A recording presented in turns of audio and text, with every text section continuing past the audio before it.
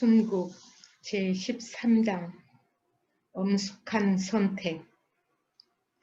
조선 총독부 초대 총독 데라우치 마사타케의 말은 곧 법이었다. 통감에서 총독으로 승진한 그는 임명 첫날 이완용을 칼로 찔러 상해를 입힌 이재명을 사형에 처하는 것으로 업무를 시작했다.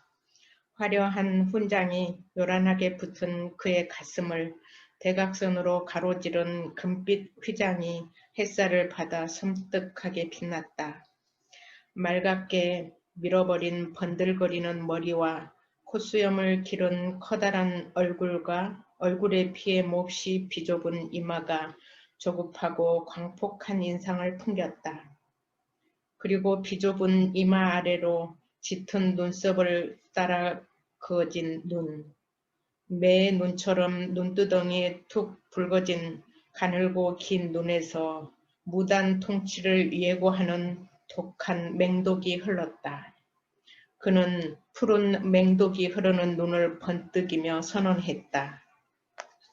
조선 사람은 일본에 복종하든지 죽든지 둘 중 하나만 선택하라. 적막감에 휩싸인 조선 땅은 산천초목까지 싸늘하게 얼어붙고 말았다. 정동 이서경의 집 99칸 저택은 무거운 침묵에 잠겼다. 방 안에는 서열대로 건영, 서경, 철영, 회영, 시영, 호영 등 6형제가 한자리에 모여 침통한 얼굴로 앉아 있었다. 회영이 결연한 얼굴로 입을 열었다. 나라가 경술국치의 궤변을 당하여 반도 산하가 외적에 속하고 말았는데 우리 형제들이 이 나라 당당 명족으로서 대의 소재의 영사일지언정 외적의 치하에서 노예가 되어 생명을 구도하면 어찌 금수와 다르겠는지요. 더욱이 세상 사람들은 우리 가문에 대해 말하기를 대한공신의 후예인 까닭에 국은과 세덕이 일세에 관하였다고 말하고 있습니다. 이와 같이 우리 형제들은 국가로부터 동휴척할 위치에 있으니 우리는 당연히 생사를 막론하고 처자 노유를 인솔하고 중국 땅으로 망명하여 나라를 구하는 것이 우리가 해야 할 일인 줄 압니다. 나는 동지들과 상의하여 근역에서 운동하는 제사를 만주로 옮겨 실천하려고 합니다. 우리가 고군분투하여 타년에 외적을 파멸하고 조국을 광복하면 이것이 대한민족 된 신분일 뿐만 아니라 일찍이 임진왜란 때 외적과 혈투하셨던 백사 할아버님의 후손된 도리일 것입니다. 백중계 가귀께서도 저의 뜻과 같으시리라 믿습니다. 백중계는 형님들. 형제들은 이미 나라를 위해 모든 것을 바칠 것을 각오했지만 회영의 말에 엄숙한 침묵이 흘렀다. 백사 이항복으로 뻗어내린 대한공신의 후예로서 세세토록 국가의 은덕을 입었으니 이제는 나라의 운명과 함께해야 함은 물론이고 그러므로 당연히 생사를 막론하고 가족을 모두 인솔하고 일제지하를 떠나 중국 땅으로 망명을 해야 한다는 말이었다. 둘째 서경이 먼저 입을 열었다.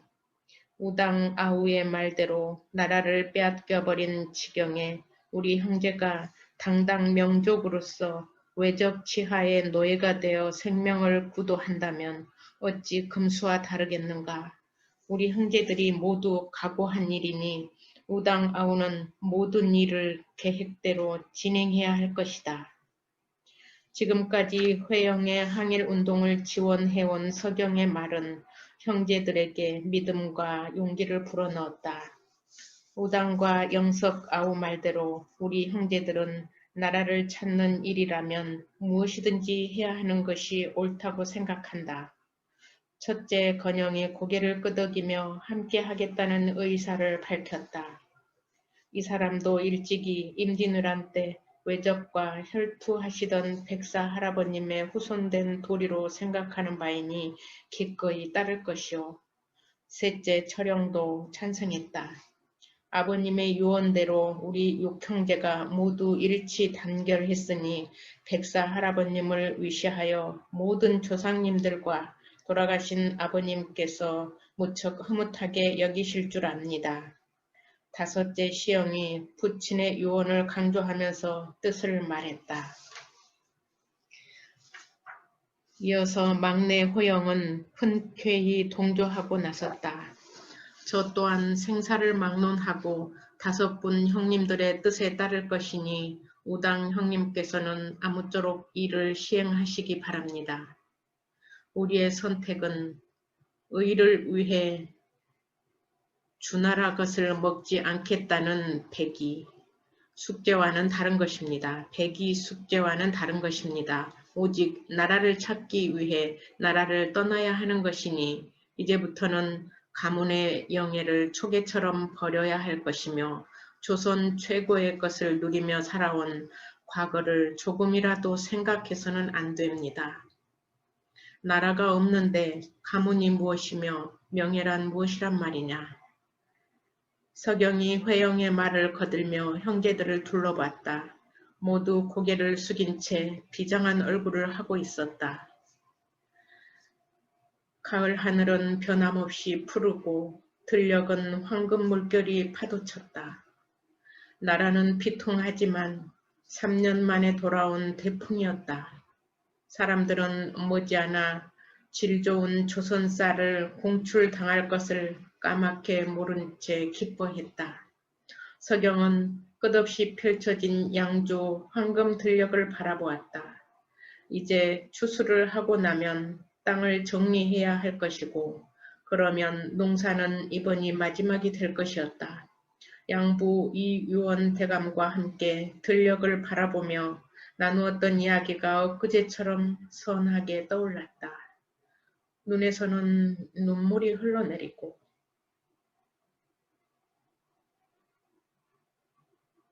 가슴속은 텅 비어버린 허공이었다. 추석이 돌아오자 마지막 햇곡식으로 추석 제사를 드렸다. 제사가 끝나자 형제들은 각자 재산을 정리하기 시작했다. 회영은 미리 독립운동 기지를 건설할 현장을 답사하기 위해 만주로 떠나야 했다. 떠나기 전에 서경을 만났다. 봉천이나 심양으로 가야겠지? 그곳은 사람 왕래가 잦아 독립운동 기지를 세우기에는 부적절을 한 것 같습니다. 그래서 이번에는 유하로 가볼까 합니다. 동행은 몇 사람이나 되느냐? 이동영, 장유순, 이관직이 함께 가기로 했습니다. 장유순은 산천지세에 뛰어난 안목을 가지고 있으니 큰 도움이 될 것입니다. 어려운 답사인데 그 정도로 되겠느냐? 많이 가면 좋지만 혹시라도 비밀이 새어나갈까 염려되어 3명으로 줄였습니다. 비용도 만만치 않은 일이고 비용은 염려 말고 일을 제대로 해야 한다. 서경은 준비해 놓은 자금을 내주면서 일을 제대로 해야 한다는 것을 거듭 당부했다.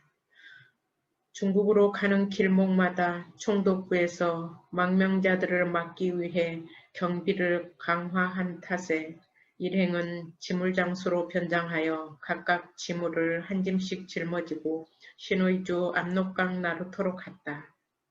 잘 있었는가 첸징우.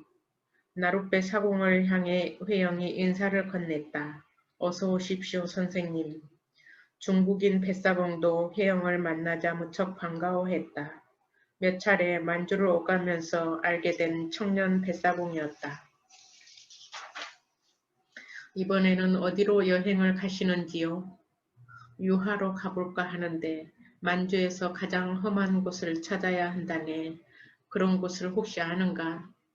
첸징우는 만주와 신의주를 왔다 갔다 한 탓에 조선 말이 소통되고 회영은 압록강을 건널 때마다 이런저런 만주 사정을 들으며 도움을 얻었다. 그거야 당연히 유화의 삼원포지요. 봉천에서도 한 2000리쯤 더 가야 하는 먼 곳입니다. 워낙 산세가 깊고 험해서 호랑이, 검은 곰, 매화노루가 나온다고 할 정도니까요. 그게 정말인가? 회영이 깜짝 놀라며 되물었다. 아직도 그런 짐승들이 살고 있다면 오지 중 오지일 것이었다. 그동안 몇 번 만주를 돌아다녔으나 봉천과 심양이었고 유화 쪽은 크게 관심을 두지 않았다. 우리 할아버지께 들은 이야기인데 할아버지가 그곳에서 오래 사셨으니 아마 맞을 겁니다. 유화라면 북만주와 가까우니 맞는 말일 것 같소이다. 동지들 유화로 가면 어떻겠소? 회영이 무척 상기된 얼굴로 두 사람을 향해 말했다. 매화노루는 몰라도 곰과 호랑이라니. 장유순이 그럴 리가 있느냐며 고개를 흔들었다. 젊은 뱃사공 말만 듣고 먼 길을 가다니요. 이동영도 천징후를 못 믿겠다는 투로 말했다. 가보시면 알게 될 것입니다. 저의 할아버지께서 평생 하시던 말씀이 그곳은 사람 살 곳이 못 된다고 몸소리를 쳤으니까요.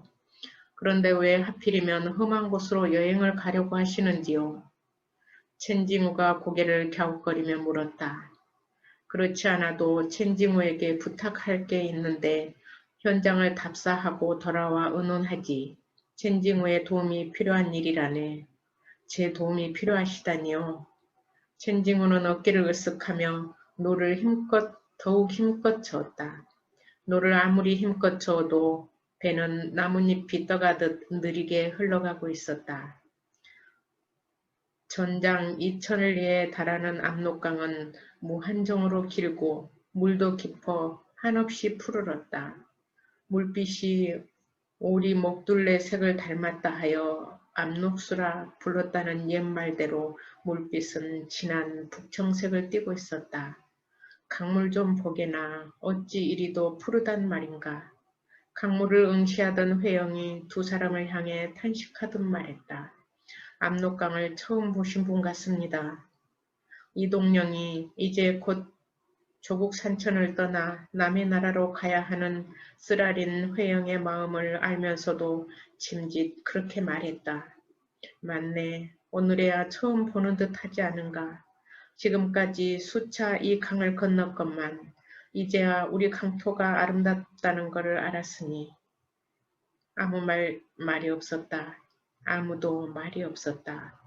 모두 가슴이 울컥해지는 걸 참느라 입을 꼭 다문 채 멀리 강 끝을 따라 눈길을 돌렸다.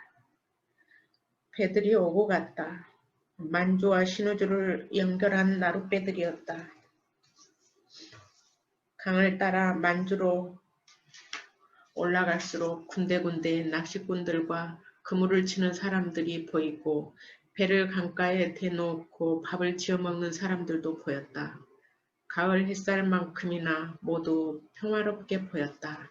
말이 없자 삑삑거리는 노틀의 마찰 소리가 노틀의 마찰 소리가 유난히 크게 들렸다. 뱃사공, 노에 기름칠이나 하고 갑시다. 이동영이 침묵을 깨며 쉬어가자는 투로 말했다. 그러지요. 이놈의 노초시 늙을 대로 늙어 쓸데없는 소리를 냅니다. 배를 대겠습니다. 천징후는 강가에 배를 댄 다음 쇠로 된 노틀에 기름을 듬뿍 발라주었다. 그리고 밥을 지어 회영 일행에게 권했다. 반찬이라고는 소금 두성이 젓갈과 검고 불결해 보이는 만주 된장이 전부였다. 신의주와 만주를 오고 가자면 장시간 배를 타야 하므로 뱃사공들은 배에서 밥을 지어 손님들에게 팔았다. 배가 다시 뜨고 5시간 만에 만주 땅 안동에 내렸다. 조선과 국경지대인 안동은 그래도 이웃 동네 같은 느낌이 드는 곳이었으나 안동만 벗어나면 만주는 올 때마다 낯설고 공허했다.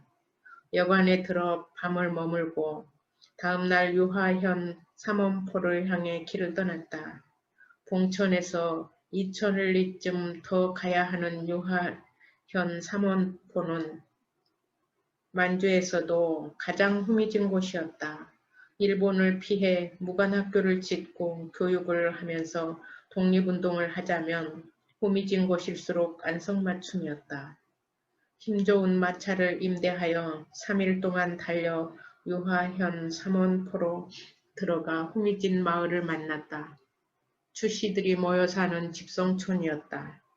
산이 첩첩이 둘러쳐진 추가마을은 중국 땅에서 가장 끝인 것만 같은 오지 중 오지였다. 산을 먼저 둘러보기로 했다. 만약의 경우 도피로를 염두에 둔 것이었다.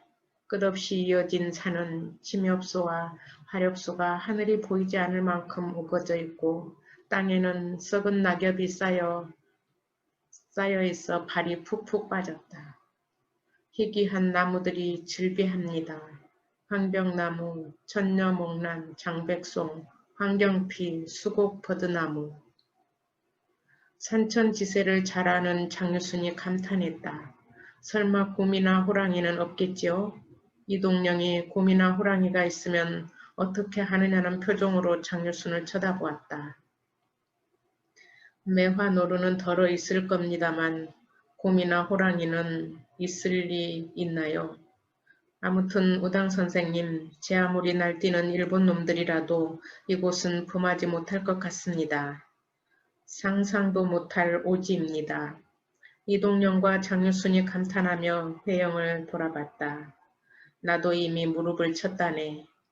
의견 일치를 본 세 사람은 산에서 내려와 이번에는 마을을 답사하기 시작했다. 한참을 돌다 우물가로 갔다. 두 남자가 물을 깃고 있었다. 물이 보이지 않을 정도로 깊은 우물에서 큰 두레박을 끌어올리는 남자들이 힘들어 보였다. 여자 대신 남자들이 물을 깃는 이유를 알만했다. 물을 얻어 마시고 잠시 쉬는데 어떤 남자가 한 남자에게 박삼사라고 부르는 것이었다. 박삼사? 혹시 성이 박씨 아니요? 회영이 정색을 하고 물었다. 맞습니다. 뜻밖의 박씨성을 가진 남자였다. 추가 마을에서 유일하게 조선 성씨를 가진 박삼사라는 남자는 사실 중국인이나 마찬가지였다. 중국 이름이 있지만 돌아가신 부모님의 유언으로 박삼사로 부른다고 했다. 박삼사는 자기네 조상이 조선 사람이란 것을 서툰 조선말로 설명했다. 명나라에서 청나라로 교체되는 시대에 조선에서 강홍립을 파견하여 명나라를 도와 청해 누르하치를 공격했으나 명나라 군대가 전멸하자 강홍립이 5천의 군사를 데리고 누르하치에게 투항하고 말았다. 그때 박삼사의 조상이 강홍립의 수하에 있었는데 조선으로 돌아가지 못한 채 만주 8기에 편입되어 홍경, 신빈현에서 살다가 추가 마을로 흘러 들어왔다고 했다. 박삼사는 부모 형제를 만난 것처럼 감격했다. 박삼사와 시원하게 말은 통하지 못해도 나라를 일본에 빼앗겼으며 독립운동을 하기 위해 추가 마을로 가족들을 데리고 오고 싶다는 말 정도는 전할 수 있었다. 회영 일행은 박삼사의 집에서 하루를 묵으며 추가 마을을 둘러친 산이 소고산과 대고산이란 설명을 듣기도 하고 지역에 대한 설명을 자세히 들으며 더욱 자신감과 확신을 갖게 되었다. 친절한 박삼사는 헤어질 때 이 심리까지 나와 성심껏 돕겠다는 뜻으로 두 손을 모아 꼭 쥐어 보였다. 만주 유하현 삼원포 추가마을까지 가자면 서울에서 기차로 10시간쯤 달려 신의주 종착역까지 가야 하고 신의주에서 나룻배로 압록강을 건너 안동으로 안동에서 다시 500리 길을 달려 횡도촌으로 간 다음 횡도촌에서 최종 목적지인 유화현 삼원보 추가마을로 600리 길을 달려가야 했다. 멀고 험한 길이므로 신의주에서부터 목적지까지 징검다리를 놓듯 중간중간 쉬어갈 수 있는 숙소를 마련해야 했다. 먼저 압록강을 건너기 위해 대기해야 하는 신의주 나루터 인근에 방이 대여섯 칸 되는 집을 얻어 행인들에게 술 밥을 파는 주막집으로 위장하여 망명 동지들이 묵었다가 압록강을 건너도록 했다. 압록강 건너 만주 땅 안동현에는 여관 두 채를 임대하여 임시 처소를 마련해두고 강을 건너오는 망명자들이 쉬었다가 다음 목적지로 갈 수 있도록 했다. 안동현에서 다시 500리를 달려가야 하는 횡도촌에도 5칸짜리 집을 임대했다. 처소마다 믿을 수 있는 사람을 배치했다.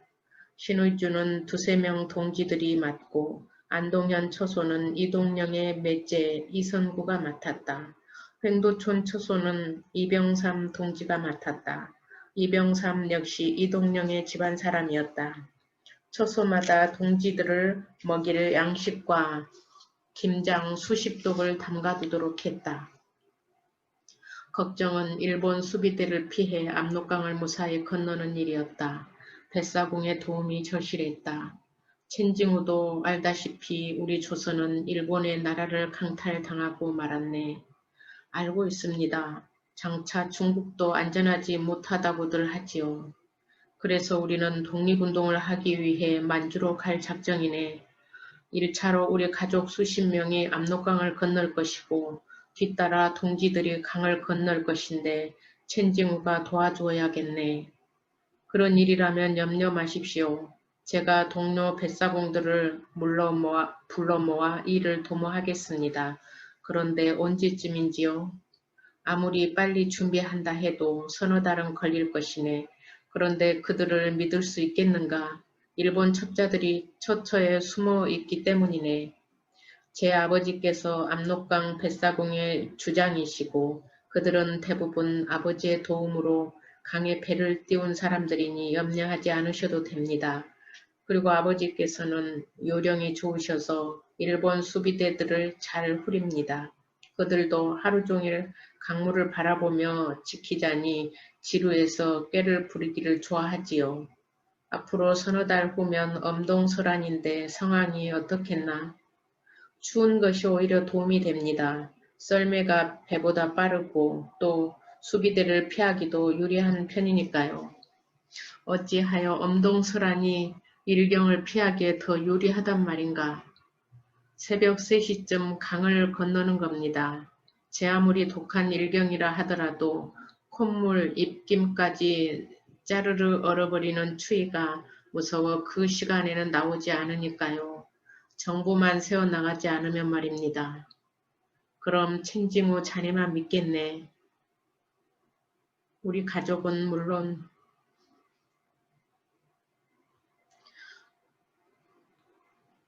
동지들의 목숨이 자네에게 달렸다는 말일세. 그리고 이걸로 동료들에게 미리 사례를 해두게. 회영은 뱃사공 첸징우에게 단단히 부탁하면서 서경에게 받은 자금을 건네주었다. 감시의 눈은 벽에도 있고 공기 중에도 있다고 생각하면서 형제들은 각자 재산을 정리하기 시작했다. 재산 정리는 은밀히 진행해야 하고 값을 따질 수가 없었다. 방매하는 것도 비밀이지만 사는 사람도 비밀을 유지해야 했다. 동지들이 여기저기에 줄을 놓았다. 재산 정리를 하는데 가장 힘든 건 서경이었다. 한 해 소출이 소작인들의 도조까지 합해 2만 석에 달하는 땅은 조선 팔도에 선전을 해가면서 팔아도 어려운 일이었다. 집사 박경만과 김준태 부자가 땅을 방매하는 일을 맡았다. 땅은 도성 안 사람들 가운데 부자 소리를 듣는 사람들이 암암리에 사들였다. 시세의 절반값으로 땅이 팔릴 때마다 박경만 부친과 김준태 부친이 원통하다며 펑펑 울었다.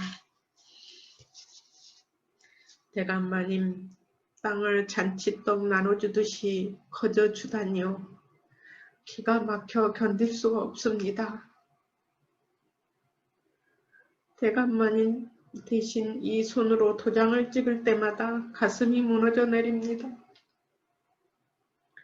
나라야 어찌 되었든 다른 사람들은 모두 아무 일 없는 듯이 잘만 사는데 왜 대감마님과 본가 형제님들은 이래야 하는지요.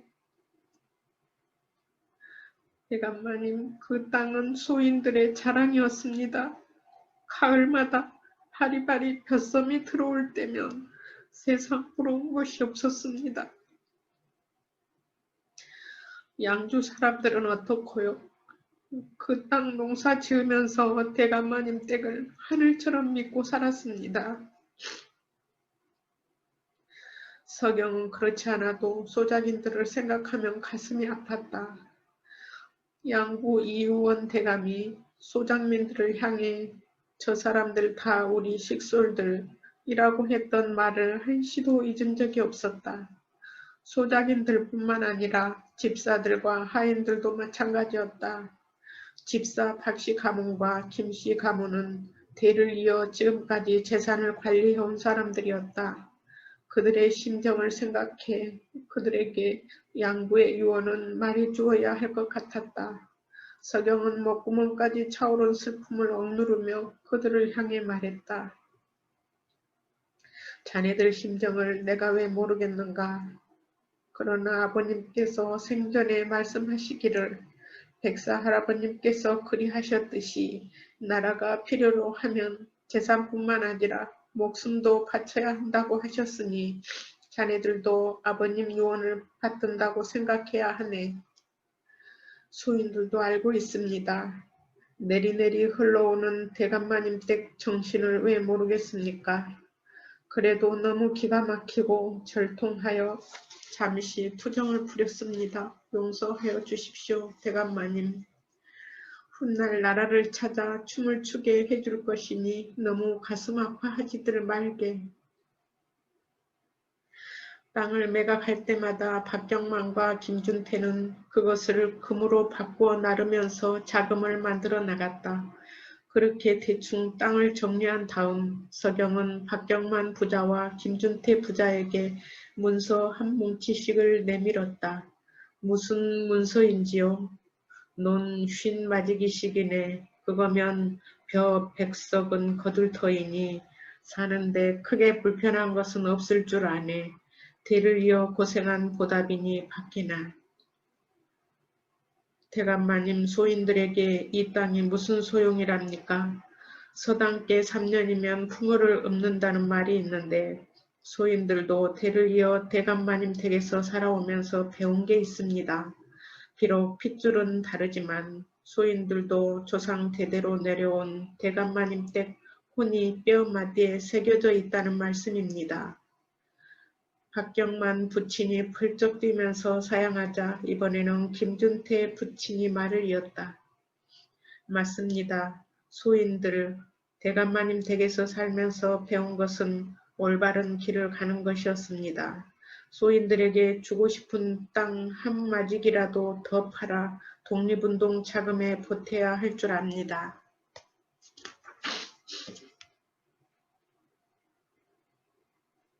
서경은 완강하게 사양하는 그들을 이길 수 없어 며칠이 지난 다음 땅 문서를 그들 가정으로 하인들을 시켜 보내주었다.